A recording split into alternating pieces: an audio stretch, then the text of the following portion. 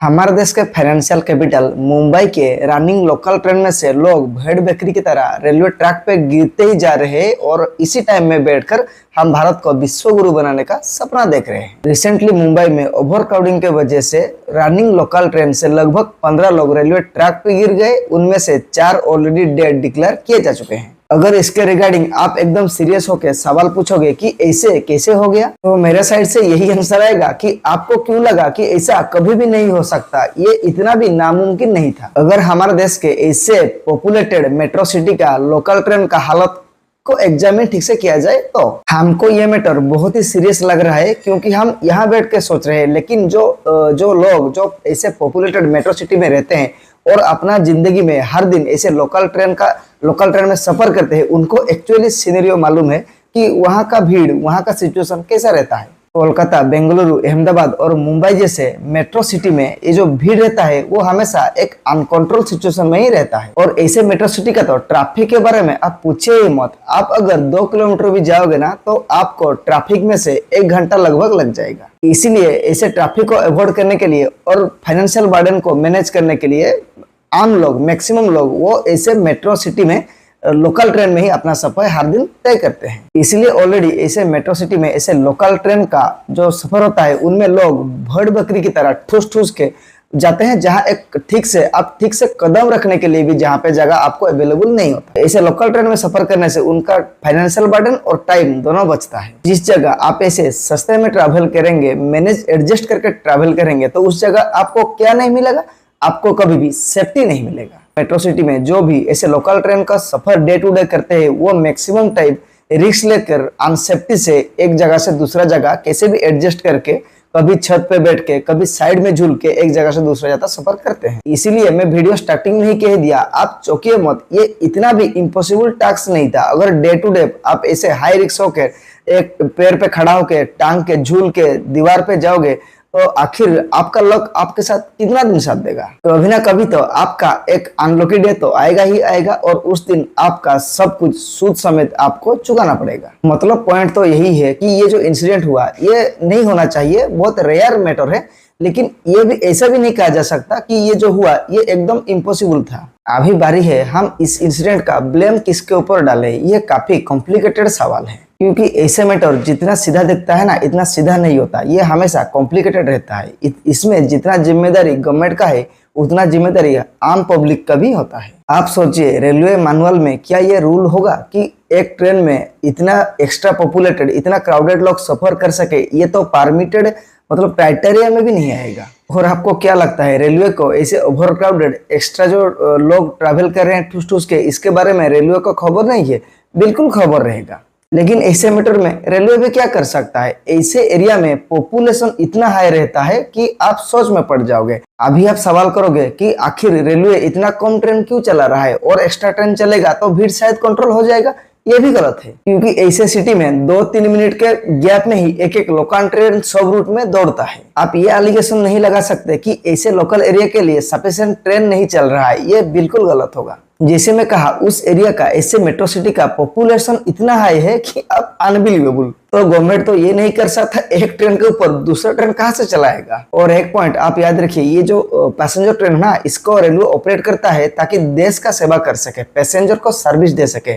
नहीं तो रेलवे का ऐसे पैसेंजर ट्रेन ऑपरेट करके ये लॉस ही हो रहा है, और ये लॉस को रेलवे भरपाई करता है जो गुड्स ट्रेन होता है, फ्रेट ट्रेन, उसके रेवेन्यू से। रेलवे का बात छोड़ो, हमारे देश के लोग भी ऐसे हैं, वो ऐसे निठल्ला लोग हैं कि वो 5-10 रुपए में एक जगह से दूसरा जगह जाना चाहेंगे, चाहे उनका सेफ्टी हो ना हो, वो चाहे एक पैर में खड़ा होकर जाएंगे तब भी चलेगा, लेकिन वो कभी पैसा खर्च करके एक जगह से दूसरा जगह बाय ट्रैफिक रोड वो नहीं जाएंगे। सभी को लोकल ट्रेन में से ही जाना है, चाहे एक पैर के खड़ा होके या छत पे बैठ के या झूल के। और आप सवाल पूछोगे कि ऐसा कांड कैसे हो गया, गवर्नमेंट का फेलियर है। अरे गवर्नमेंट भी क्या करेगा, लोग भी ऐसे हैं हमारे देश में। जैसे ही एक्सीडेंट हुआ तो रेलवेज लोगों को शांत करने के लिए, लोगों को भड़काने के लिए, थोड़ा डाइवर्ट करने के लिए एक अनाउंसमेंट कर दिया कि जितना भी लोकल ट्रेन है जो जिनमें ठीक से खिड़की नहीं होता या डोर नहीं होता, उनमें वो ऑटोमेटिक डोर का प्रबंध कर देंगे। इसके बाद अभी आप छोटा बच्चे की तरह मत सोचो, अपना थोड़ा मैच्योर दिमाग लगाओ। आपको क्या लगता है ऐसे ऑटोमेटिक डोर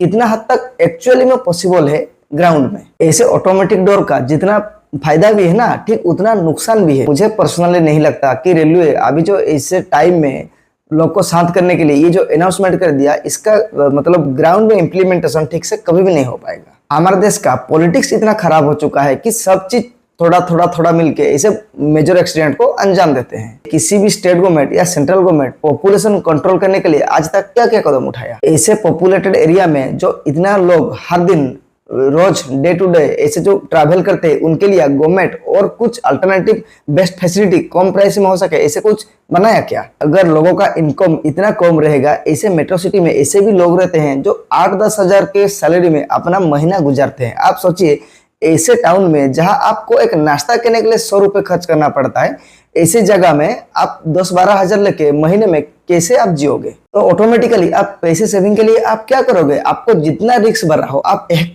पैर में खड़ा होके ही जितना रिस्क होने पर भी आप लोकल ट्रेन में ही सफर करोगे। अभी एक बहुत ही फनी न्यूज मेरे सामने आया है कि ये जो एक्सीडेंट हुआ, इसके चलते ये शक हुआ कि वो जो ट्रेन बोगी है उसमें पहले से एक काफी गहरा स्क्रैच आया था। तो उस स्क्रैच का रीजन और जो ये एक्सीडेंट हुआ उसका जो फिजिकल रीजन अभी रेलवे का 5 मेंबर्स पैनल इंक्वायरी करेंगे। मुझे तो यही सोच के अभी हंसी आ रहा है कि ऐसे 5 मेंबर वाला हाईली ऑफिशियल अब क्या इंक्वायरी करेंगे कि इस बोगी में कैसे स्क्रैच आया, कि लोग कैसे गिरे, या ट्रेन में क्या हुआ। अरे अगर तुमको इंक्वायरी करना है तो हमारे देश का सिस्टम पॉलिटिकल फेलियर को इंक्वायरी करो।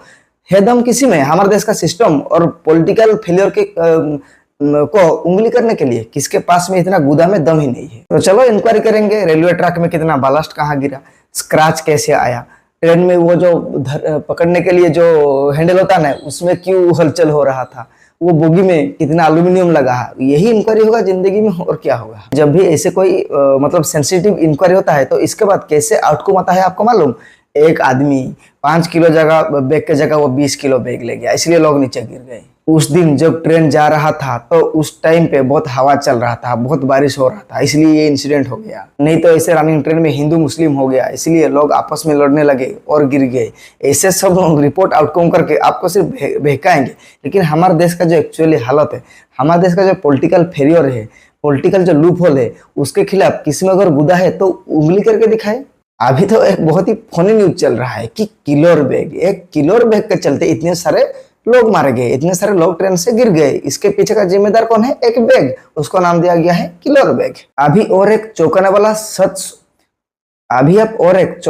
सच सुनिए। अगर आप इस इंसिडेंट का बैठ के रोना रो रहे हैं ना, तो मैं आपको इन्फॉर्मेशन के लिए बता दूं, 6760 past 11 years in Mumbai rail network, वो भी कैसे मेरे गिर के। ऐसे न्यूज हमारे सामने कभी नहीं आता, क्योंकि ये एक छोटा छोटा इंसिडेंट में होता है। कभी कोई एक गिर गया, 2 गिर गया, तो ऐसे न्यूज को दबा दिया जाता है। लेकिन अभी जो हुआ, इतना बड़ा इंसिडेंट, इतने सारे लोग जो चलते हुए ट्रेन में गिर गए और ऑन द स्पॉट का उनका डेथ हो गया, तो ऐसे न्यूज को वो आखिर कैसे छुपा पाएंगे? क्योंकि देश में सोशल मीडिया भी कुछ चीज है, और अभी तो सोशल मीडिया में सब चीज यूं ही वायरल हो रहा है। ऐसे और इन्फॉर्मेटिव वीडियो के लिए मेरे साथ जुड़े रहिए and keep supporting me and do subscribe. Thank you.